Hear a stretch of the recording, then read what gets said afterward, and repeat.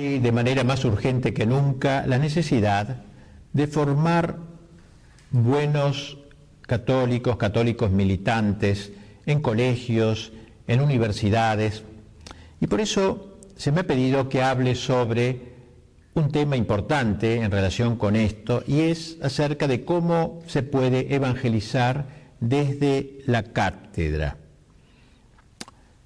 Hubiera sido conveniente, el tiempo no nos lo permite, hacer un breve excursus sobre la historia de la educación, como fue en la Edad Media, en el Renacimiento, y cómo es hasta hoy, en donde los colegios y universidades en buena parte se han ido apartando del cristianismo en esta sociedad que, como se ha dado a llamar, es una sociedad postcristiana y, para decirlo de manera más brutal, una sociedad apóstata de Jesucristo y de su Santa Iglesia, por lo cual nos surge como nunca la ardua pero apasionante tarea de la evangelización. ¡Ay de nosotros si no evangelizáramos! Pues bien, el colegio católico al que me voy a referir, pero luego esto se puede aplicar a la universidad o a cualquier instituto educativo, colegio religioso católico tiene a este respecto un papel sustancial.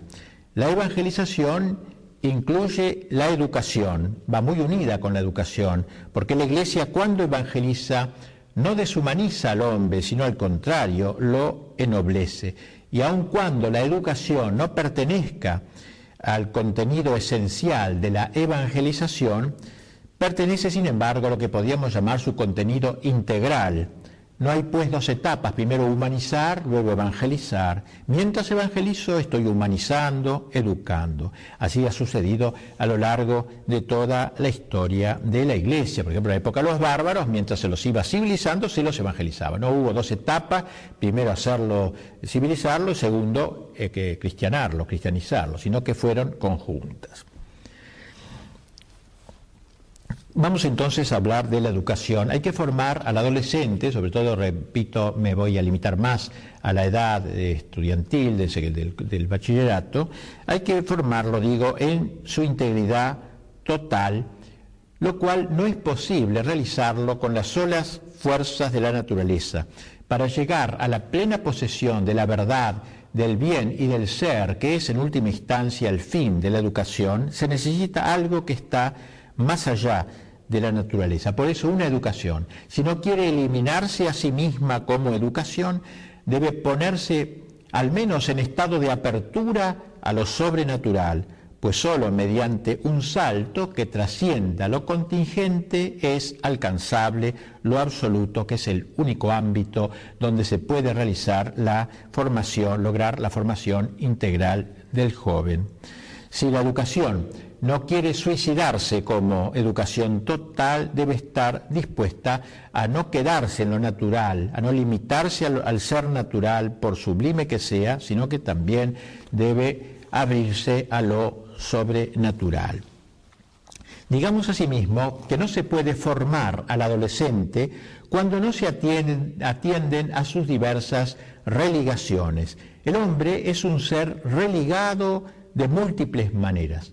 Religado a los otros, ante todo, por ser un animal social, religado al mundo como integrante de la naturaleza, religado a la ley moral por sus exigencias de perfección, religado al tiempo y a la historia en cuanto heredero de una tradición y hacedor de una cultura, religado al absoluto, a Dios, por su condición de criatura, religado finalmente a Cristo, por su carácter de redimido. Una educación que no atienda a todas estas religaciones no será verdadera educación, o al menos no será una educación integral.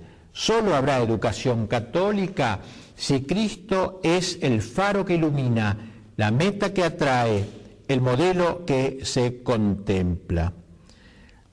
Cristo debe ser, pues, la clave de bóveda, el principio de adhesión y de armonía de todas las otras religaciones. De lo dicho hasta aquí se ve claramente la necesidad de la integración de los diversos saberes en una unidad superior. Una cultura es un sistema de valores destinados a crear una visión del mundo. Eso es lo importante. El chico debe sacar del colegio una visión del mundo. Y el valor supremo de una cultura cristiana es la gloria de Dios. El Colegio Católico es un centro donde se elabora y se transmite una concepción específica del mundo, del hombre y de la historia. De modo que los conocimientos profanos y los conocimientos atinentes a la fe deben, en cierto modo, entrecruzarse, deben meterse uno en el otro. Cuando decimos que la cultura debe ser sobrenatural, queremos afirmar que lo sobrenatural debe informar toda la cultura, de manera semejante a como decimos que la gracia asume la naturaleza. La educación debe ser cosmovisional, una visión sintética. Con los alemanes usan una palabra muy querida por ellos, Weltanschauung, es decir, una visión mundial, total, cósmica de las cosas. Eso es la formación. Estoy educando a un adolescente que tiene una unidad de destino, natural y sobrenatural, y no puedo desintegrarlo enseñándole según principios diversos sus distintas dimensiones. ¿Cómo no va a haber conflicto en la sociedad de hoy? ¿Cómo no va a haber esquizofrenia en la juventud de hoy cuando se le enseña de modo tal que en última instancia lo que se hace es dividirlo interiormente? Pensemos en las universidades, incluso en las llamadas católicas, muchas veces en las que con frecuencia las materias son enseñadas de manera divergente por profesores que piensan cada una a su manera. Si esto pasa en las católicas, mucho más todavía en las estatales, de modo que lo que se forma es un muchacho sin ninguna cosmovisión, sino son agregados de materias sin relación entre sí. Tal vez alguno dirá que la catequesis no exige de manera absoluta la existencia de un colegio católico. Podría darse en locales aparte y en horas extraescolares. Algo de eso es verdadero. Sabemos que han salido excelentes católicos militantes de la escuela pública laica, donde aquellos aprendieron a agudizar su sentido apostólico. De ahí que el solo hecho de poder dar algunas horas de religión no parece justificar el enorme esfuerzo que implica el montaje de un colegio católico. Sin embargo, la verdadera educación no se hace por juxtaposición, no se trata de sumar conocimientos cristianos a una conducta pagana, de enseñar el contenido de la fe agregándolo a una cosmovisión laicista. La formación humana y la formación religiosa no pueden ser opuestas, ni siquiera paralelas o sucesivas, sino que deben imbricarse la una en la otra. El espíritu cristiano debe impregnar la enseñanza profana, tratar de que las diversas materias sean consideradas a la luz de la verdad divina, de modo que Dios, sea el que informe toda la actividad humana. Si nos cuesta entender esto, escuchemos al menos las siguientes palabras de un marxista, de un profesor marxista. Él sí, bien consciente de la necesidad de una cosmovisión para formar a un militante del partido. Dice así: la fuerza del marxismo es la siguiente: un profesor marxista, un docente marxista de cualquier disciplina particular abre perspectivas sobre una concepción global del mundo. La fuerza de nuestros profesores marxistas está en hacernos sentir que esta disciplina particular toma su sentido de la concepción global del mundo que Marx ha aportado. O sea, cada profesor debe dar su materia, pero abierta a la cosmovisión marxista. Así se forma un joven marxista. Es la única manera de formarlo. Como se ve, resulta hoy más imperativo que nunca la necesidad de integrar todas las materias dentro de un orden jerárquico, realizar la síntesis, la integración arquitectónica de los contenidos diversos a la luz del Evangelio y en orden al desarrollo de las virtudes que debe caracterizar al cristiano. Naturalmente que cada materia tiene su autonomía, su propia autonomía, debiendo ser desarrollada según sus principios específicos, pero al mismo tiempo ha de contribuir a la cosmovisión cristiana. Las diversas materias no son antitéticas con la visión cristiana, sino que respecto de ellas son como una una especie de preparación evangélica, como decían los padres de la Iglesia, refiriéndose a los aportes más nobles del mundo griego, greco-cristiano, pagano. Vamos ahora a concretar más esta aspiración recorriendo las diversas asignaturas, aunque no todas, claro. Primero hablemos de la catequesis, una materia, porque es necesario que sea también una materia y no solo una vivencia, como algunos pretenden. Implica la catequesis una comunicación de contenidos, a saber, la revelación divina explicitada por la doctrina del magisterio. Gracias a ella, el adolescente aprenderá a distinguir lo que se puede conocer por la luz natural y lo que solo se le ofrece por la revelación. Tres grandes niveles de la enseñanza de la catequesis hay, que son el credo, lo que hay que creer, luego el Padre Nuestro, que resume lo que hay que esperar, y los mandamientos, donde se contienen lo que hay que amar. Pero no basta con aprender, es menester entrañar lo aprendido, asimilarlo, convertirlo en algo propio, hacerlo no solo conocimiento, sino bandera, podríamos decir, militancia. La catequesis en este sentido no puede ser una materia como las demás. Hablemos de algo, digamos, ahora de la filosofía, que a diferencia de la catequesis no parte de la revelación, sino que es un conocimiento racional del mundo, del hombre y de Dios a la luz de la razón natural. En esta materia hay que evitar a toda costa que los adolescentes sean formados en el eclecticismo, contentándose el profesor con la exposición de los diversos sistemas filosóficos, como pasa tantas veces. Lo que dijo Platón, lo que dijo Sócrates, lo que dijo Kant, lo que dijo Hegel, pero el chico no sabe cuál es la verdad. A saber filosofía, saber todo eso, pero eso es saber historia de la filosofía es otra cosa. Hay que enseñar a los chicos, explicarles a distintas corrientes, pero saber que sepan discernir, criticar, hacer la crítica, el error, saber discernir el error de la verdad.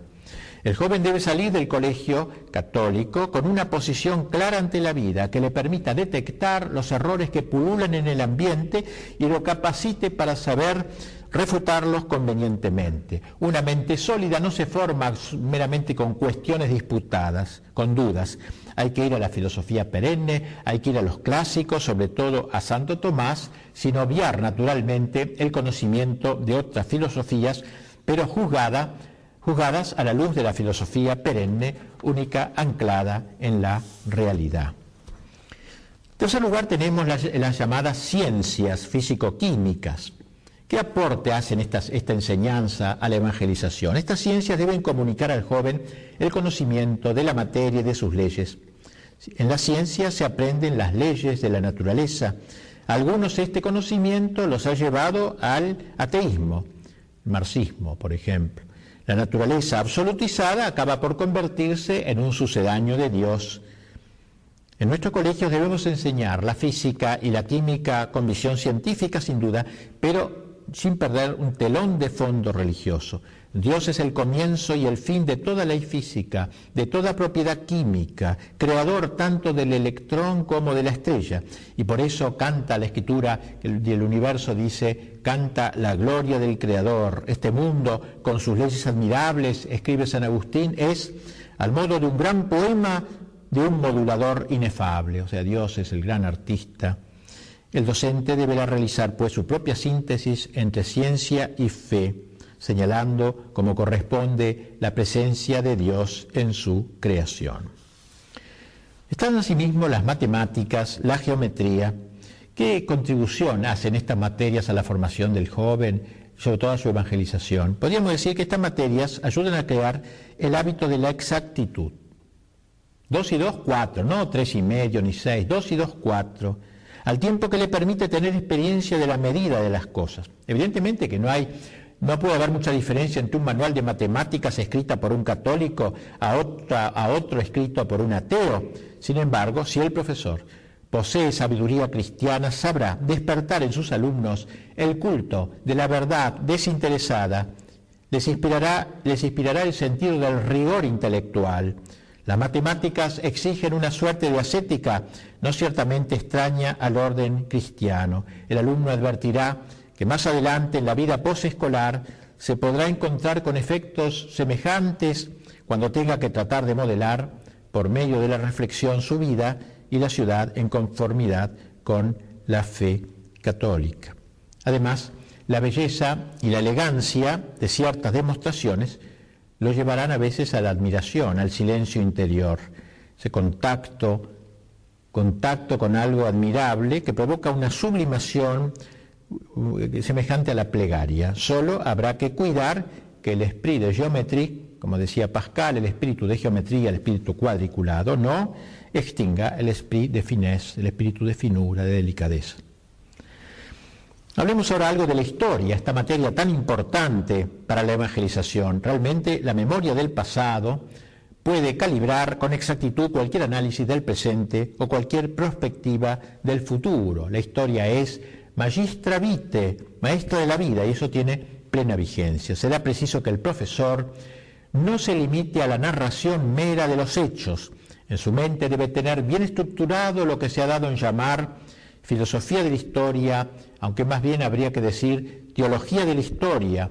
El libro clave para esta formación de fondo será el inmortal La ciudad de Dios de San Agustín, donde el santo doctor desarrolla el curso de la historia desde el Génesis al Apocalipsis a la luz del conflicto teológico entre dos ciudades, dice él, la ciudad de Dios y la ciudad del mundo, montadas ambas sobre el amor de Dios hasta el reconocimiento del carácter dependiente y criatural del hombre, y el amor del hombre hasta el menosprecio de Dios, la ciudad de la tierra.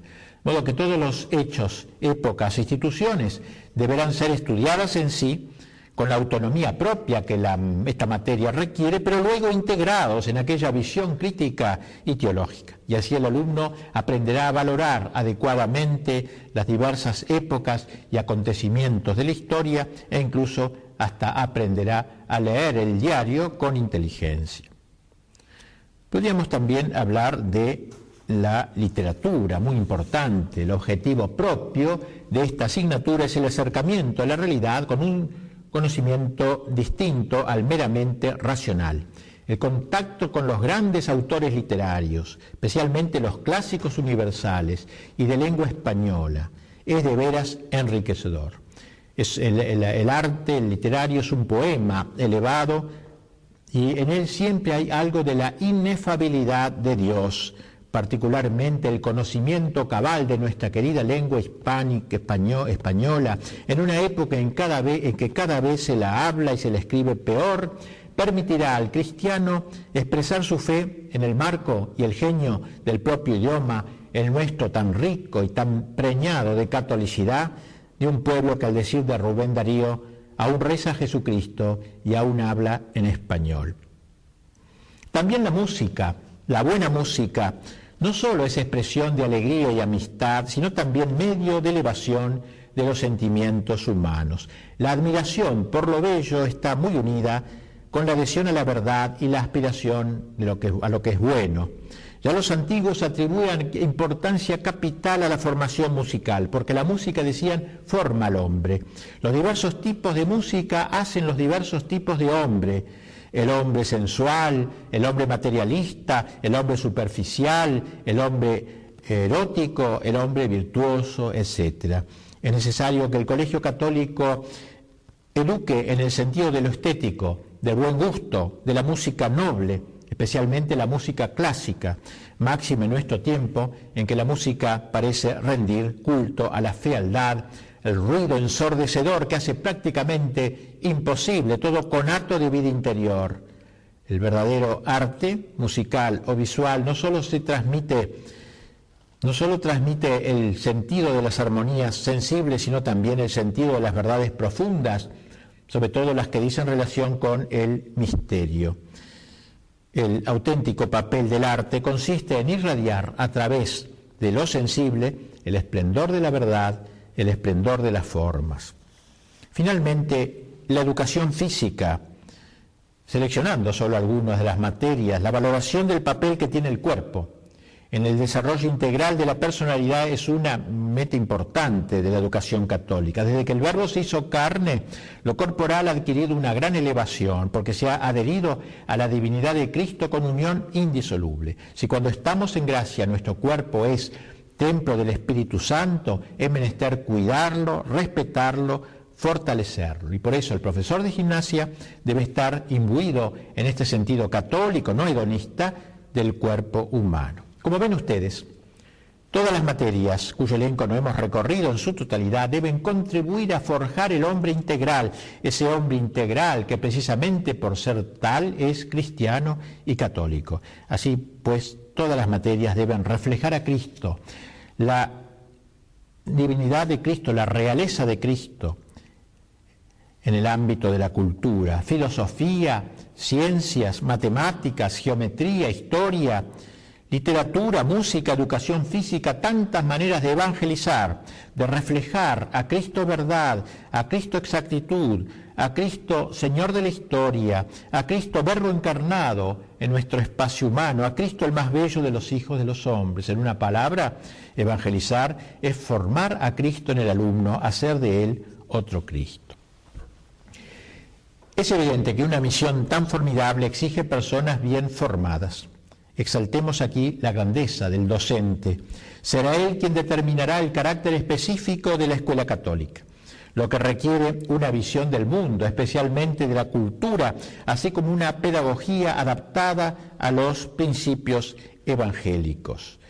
La orientación de la enseñanza no dependerá tanto de la materia o de los programas, sino principalmente de las personas que imparten dicha enseñanza. Mucho dependerá de la capacidad de los profesores el que la enseñanza llegue a ser una escuela de fe. La síntesis entre cultura y fe se realizará si hay armonía orgánica de fe, vida y cultura en la persona de los educadores, que deberán tener como arquetipo nada menos que a Cristo, el Maestro Supremo.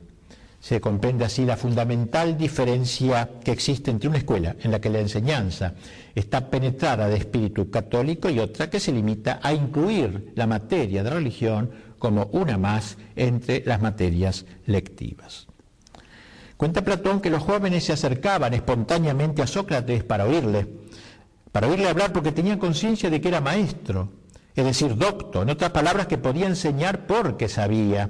Y además, y esto era lo más importante, porque Sócrates, decía, era una sola cosa con aquello que enseñaba.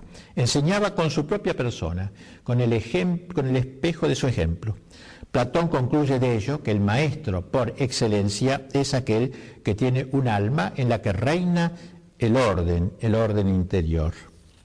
Y por eso entonces todos acudían a Sócrates, acudían a escucharlo, porque era uno él con lo que enseñaba. Esto es lo más importante. El maestro, un hombre de orden, un alma arquitectónica, de ahí la necesidad de la propia formación.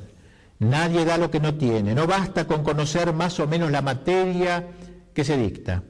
Si es que de verdad se quiere imbuirla de catolicidad, será necesario que el docente encare con firmeza su propia formación, nunca terminada, especialmente en el ámbito de la filosofía y de la teología, así como en el campo de la historia, materia tan importante para comprender el sentido de los acontecimientos que se van sucediendo en nuestros años. Son sobre todo estas asignaturas tan humanísticas las que más el profesor necesita, incluso el profesor de ciencias exactas o de geografía o de otras materias, porque son trascendentes a las demás, son las que crean orden en el alma del profesor, permitiendo que éste ubique su materia específica en la cosmovisión cristiana.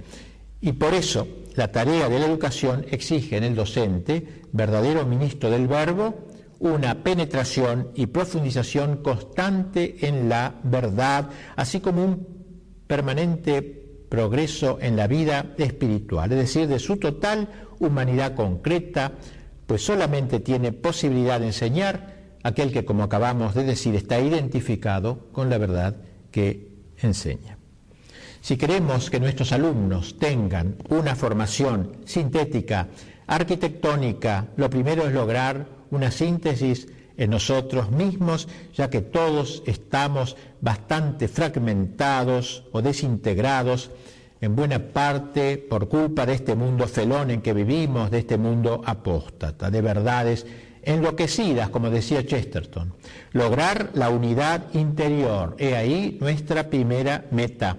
Tenemos que aprender a elaborar una síntesis de todas las dimensiones de nuestro ser, poner en armonía nuestra inteligencia y nuestra voluntad, nuestro corazón y nuestros sentidos, recobrar el orden, un cosmos en contraposición al caos en que estamos hoy inmersos, e informarlo todo con la luz de la gracia, con la fuerza de la gracia, con el calor de la gracia.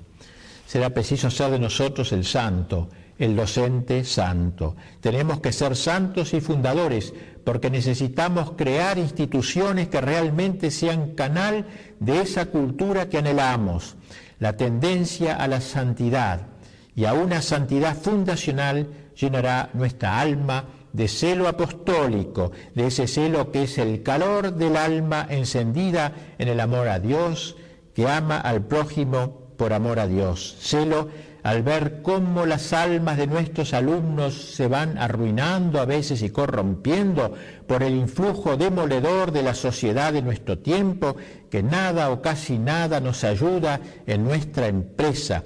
Celo al ver que Cristo, que quiere hacerse uno, desposarse con cada uno de nuestros alumnos, es por ellos preterido y postergado en pro de los amantes que les ofrece el mundo moderno. Si no sentimos este celo en nuestro corazón, esta santa indignación quiere decir que tenemos mucho de funcionarios y poco de educadores, de apóstoles, pero siempre hay tiempo para rectificar el rumbo.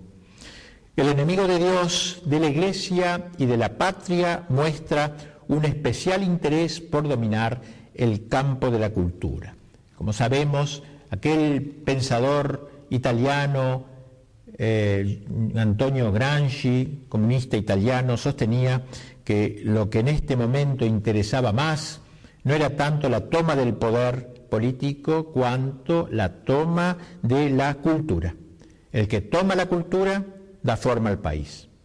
Nosotros católicos debemos trabajar incansablemente por dar una forma católica a la cultura de nuestra patria.